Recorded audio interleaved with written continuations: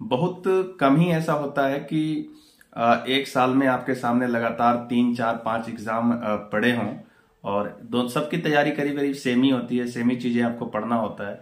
जैसे अगर मैं कहूँ तो अभी आपके सामने Bihar SSC, Bihar police, UP police, Jharkhand police और एसएससी जीडी, ये सारे एग्जाम आपके सामने अभी एकदम लाइनअप है। वो आप सब एक ही चीजें आपको पढ़ना है, करीब करीब चीजें।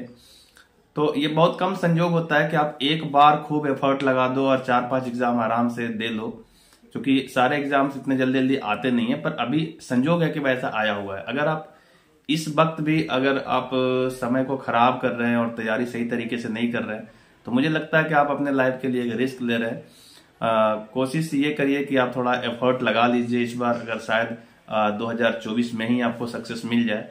क्योंकि मैं बार बार ये कह रहा हूँ कि सेम ही चीजें पढ़ना होता है, वही आपका जीके है, वही मैथ है, वही रीजनिंग है।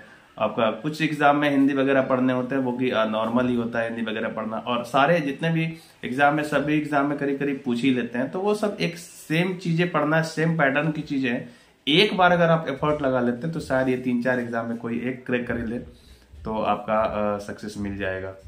और थोड़े बहुत अगर आसकत के चक्कर में लगे रहेंगे कि अच्छा कर लेंगे अब कर लेंगे, तो शायद ये सारे एग्जाम में निकल जाएंगे। और आप जानते भी हैं जो भारत में ऐसा होता है कि अक्सर जो भी वैकेंसीज आती है वो सब एक पॉलिटिकल हिस्से के तहत आती है, वो चुनाव के टाइम पे आएगा। तो अगर अभी समय निकल गया तो फिर अगला चुनाव के टाइम पे वो सारा वैकेंसीज आएगा, तो आपका 4 5 साल ऐसे ही बर्बाद हो जाता है। इसलिए मैं कहूँगा थोड़ा केयरफुल होकर के इस चीजों को देखिए तो आपके लिए सही होगा।